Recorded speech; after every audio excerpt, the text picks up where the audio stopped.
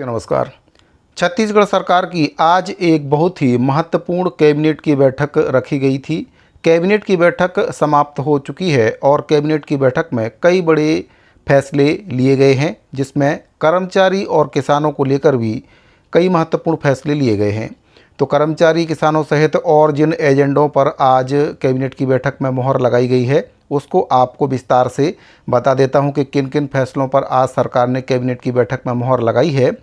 जानकारी बताने से पहले आपसे निवेदन है कि पहली बार अगर चैनल पर आए हैं तो चैनल को सब्सक्राइब जरूर करें, बेल आइकन को प्रेस कर लें ताकि आपको हमारे द्वारा बनाए जा रहे सभी नए वीडियो के नोटिफिकेशन लगातार मिलते रहें। तो साथियों, आज साय कैबिनेट की एक बहुत ही महत्वपूर्ण बैठक रखी गई थी। बैठक समाप्त हो चुकी है और आज जो कैबिनेट की बैठक हुई है उसमें कर्मचारियों को लेकर कुछ महत्वपूर्ण फैसले हुए हैं, जिसमें वाणिज्यिक कर विभाग के कर्मचारियों के लिए एक बड़ा फैसला लिया गया है। कर्मचारियों के पदोन्नति के लिए 5 वर्ष की जो न्यूनतम आहारकारी सेवा है उसको केवल एक बार के लिए न्यूनतम आहारकारी सेवा को 2 वर्ष निर्धारित करने का निर्णय आज कैबिनेट की बैठक में लिया गया है। मंत्रिपरिषद के द्वारा वाणिज्यिक कर पंजीयन विभाग के अंतर्गत उच्च श्रेणी पंजीयन लिपिक रिकॉर्ड कीपर से तृतीय श्रेणी कार्यपालिक उप पंजीयक के पद पर पदोन्नति के लिए 5 वर्ष की न्यूनतम आहारकारी सेवा को केवल एक बार के लिए न्यूनतम आहारकारी सेवा 2 वर्ष निर्धारित करने का एक बहुत ही महत्वपूर्ण निर्णय लिया गया है। मंत्रिपरिषद ने किसानों को लेकर भी एक बहुत ही महत्वपूर्ण फैसला लिया है। कृषक उन्नति योजना के प्रचलित निर्देशों में संशोधन करने का निर्णय कैबिनेट की बैठक में लिया गया है। इसके दायरे को अब और विस्तृत कर दिया गया है। अब इस योजना का लाभ खरीफ 2025 में धान उत्पादक किसानों के साथ साथ पंजीकृत धान फसल के साथ अब दलहन, तिलहन, मक्का इन फसलों को लगाने वाले किसानों को भी अब इसका लाभ मिलेगा। खरीफ 2024 में पंजीकृत कृषक जिन्होंने धान की फसल लगाई थी और समर्थन मूल्य पर धान बेचा है, उनके द्वारा खरीफ 2025 में धान फसल के स्थान पर दलहन, तिलहन, मक्का फसल की खेती की जाती है, तो उन्हें अब कृषक उन्नति योजना के तहत आदान सहायता राशि दी जाएगी। मंत्रिपरिषद के द्वारा छत्तीसगढ़ सरकार के अधिकारी कर्मचारियों के हित में एक बहुत ही महत्वपूर्ण निर्णय लिया गया है। भविष्य में सेवानिवृत्ति के समय पेंशन भुगतान संबंधी दायित्वों के बेहतर वित्तीय प्रबंधन के लिए छत्तीसगढ़ पेंशन फंड के गठन और इसके प्रबंधन और विनियमन संबंधी विधेयक 2025 के प्रारूप का अनुमोदन आज कैबिनेट की बैठक में कर दिया गया है। मंत्रिपरिषद के द्वारा राज्य के दीर्घकालिक आर्थिक विकास और राजकोषीय स्थिरता सुनिश्चित करने के लिए Chhattisgarh growth and stability fund के गठन और इसके प्रबंधन एवं विनियमन संबंधी विधेयक 2025 के प्रारूप का अनुमोदन किया गया।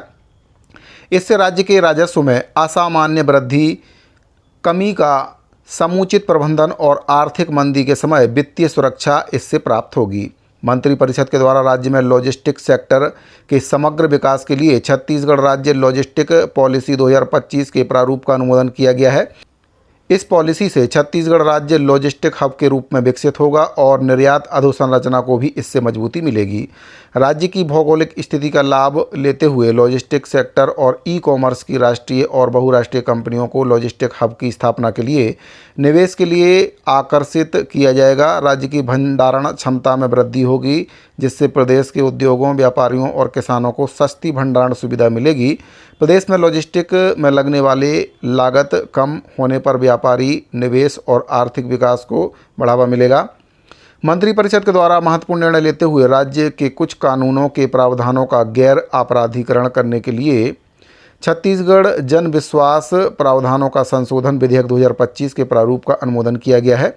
जन विश्वास विधेयक से व्यवसाय और जीवन यापन में सहजता बढ़ेगी, अनावश्यक न्यायालयीन प्रकरणों और उनमें होने वाले व्यय में कमी आएगी। मंत्रिपरिषद ने प्रदेश के विभिन्न विभागों, निगम मंडल, कंपनी बोर्ड के पूर्व निर्मित और जर्जर भवनों और इनके स्वामित्व की अनुपयोगी शासकीय भूमि के व्यवस्थित विकास और सदुपयोगी काम के लिए रीडेवलपमेंट योजना के अंतर्गत 7 योजनाओं को स्वीकृति प्रदान की है। इसमें Shanti Nagar Raipur, BTI Shankar Nagar Raipur, Kailash Nagar Rajnandgaon, Chandni Chowk phase 2, Jagdalpur civil line, Kanker club Para, Mahasamund, Katghora, Korba आदि शामिल हैं। तो साथियों, ये कुछ महत्वपूर्ण निर्णय थे जो आज कैबिनेट की बैठक में हुए हैं, लेकिन जैसा कि कर्मचारियों को उम्मीद थी कि आज कैबिनेट की बैठक में 2% जो डीए है वह सरकार के द्वारा बढ़ाया जाएगा, इस पर कुछ फैसला होगा, लेकिन ऐसा कुछ भी आज कैबिनेट की बैठक में नहीं हुआ है। कर्मचारियों की जो उम्मीद थी उस पर एक बार फिर से पानी फिर गया है। तो साथियों, उम्मीद करता हूं कि दी गई जानकारी आपको पसंद आई होगी। अगर आपको जानकारी अच्छी लगी हो तो वीडियो को लाइक करके अपने दूसरे साथियों को शेयर जरूर करें। इस वीडियो फिलहाल इतना ही, मिलते हैं अगली वीडियो में। धन्यवाद।